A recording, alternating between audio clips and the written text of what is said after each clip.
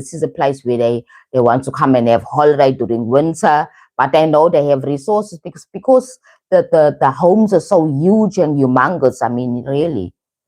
I mean, no ordinary standard South African can live like that. Go to Plettenberg. Is it Plettenberg or Plettenberg or something in Cape Town, where most of the places owned by foreign nationals, white European foreign nationals. And those are not touched because they're not near the people that are suffering on the grassroots.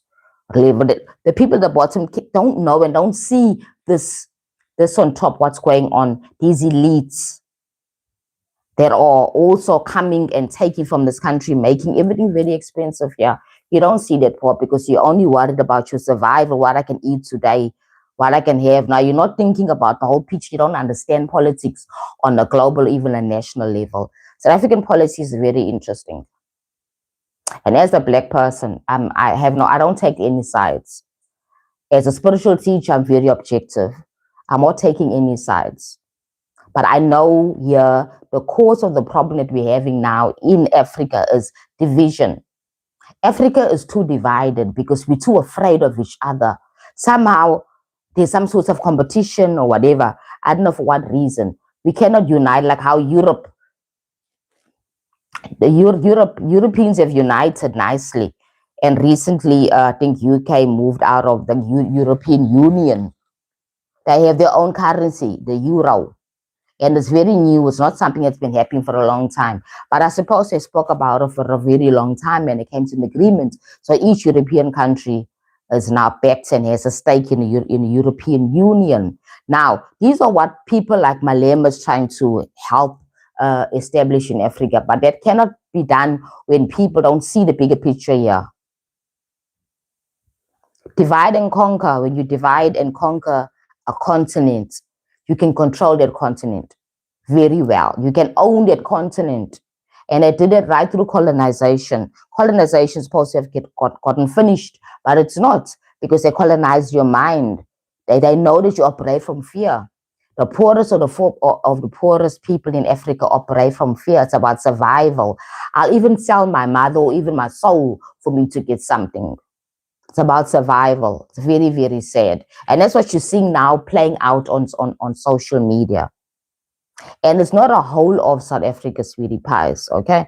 Because a lot of South African places are very peaceful and people are living okay with foreigners, foreign nationals, both black and white. Because we learned one thing, that you need to look past people's color and culture and get to know that person. We work in companies with different people from different backgrounds. From Japan, from China, we work in companies where there's a group of people, all mixed race and everybody and everything, right? And we work just fine. But whenever there's economical squeeze or problem in the global atmosphere, then that's what happens. Remember, politics is linked to spirituality. Politics is linked to spirituality, something we need to understand that, right? So it affects us on an energetic level, every decision we make, because human beings want survival. They want to thrive. They want to have plenty. I don't want to suffer. And now we depending on the system of voting, democracy, to try and help us, but now it's failing because now we're learning that our politicians are a bunch of gaslighters. They have their own businesses.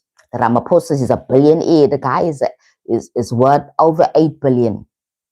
When we came into power for his first time as president, he was worth around 6 billion. He's a businessman. That's how he made his money, right?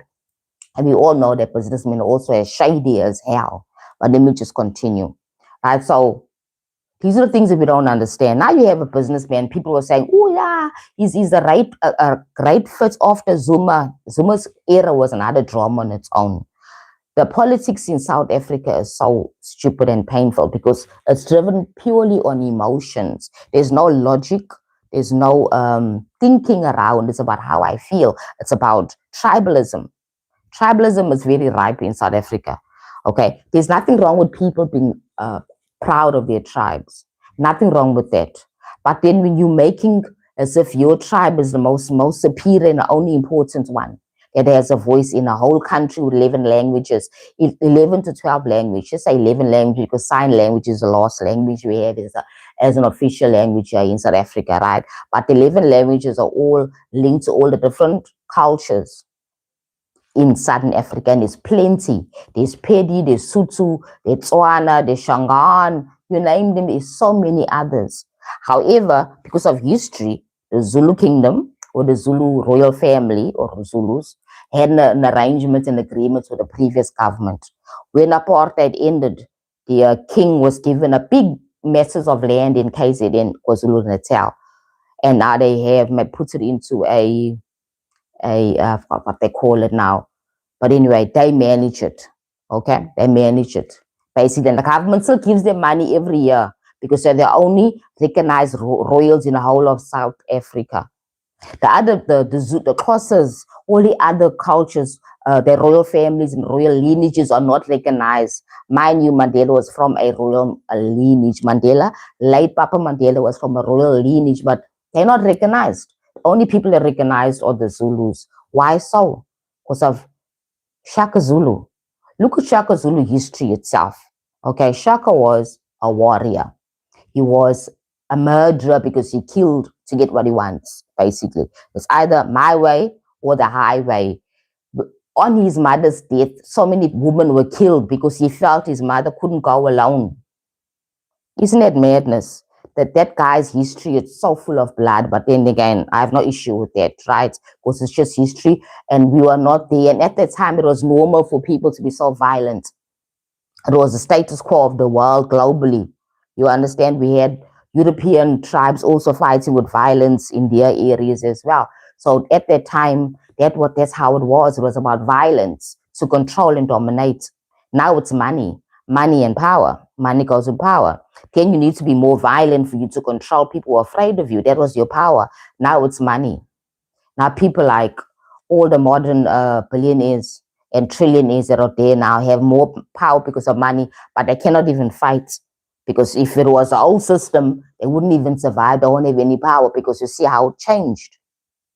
It changed that way. So at that time, it was a violent time and everything was done by violence. And it was status quo. It's how it was. I will not criticize, but I can comment because I am South African and I can comment. But my question is, why is only one royal family recognized and the other, just say other 10 royal, cultures their royals are not recognized? But they do have royals there as well. As I said, Mandela was from the, we call it royal, it was like, what do they call them? Chiefs that controlled the areas. You understand? That's how it is. Basically, different to, like, for example, the British monarchy and stuff like that, or even the European monarchy, or even the Arab monarchy. Right? There's so many monarchies here. That's all here now. But the most vocal and seen one is the British one. And in Southern Africa, they speak about the Zulu monarchy. Right? South Africa is for everybody that's living within it. Go to the constitution. South African constitution is very liberal. Every single person that's living in this country, the country belongs to them according to the constitution. But there are people that are actually disputing that. So these are the things that we are playing out because of, number one, the inability to see the bigger picture. The inability to see bigger picture because you want to hold the power for yourself and make yourself powerful because you want to be recognized as the most powerful tribe, whatever it may be. You understand? The most important, that now you now represent South Africa. Now you're busy telling foreigners must go and all those things. What about the other people living in this country? Don't they have a say as well? Because crime is affecting every single person, not only one group of people. Crime should be dealt with by the government, not vigilantes. You cannot be telling the government, because you voted them, you gave them the control. You gave them your vote. That's why voting is very, very sketchy. When most people vote, they don't know what they're doing. The power that you're handing over. And the funniest thing now with the last elections,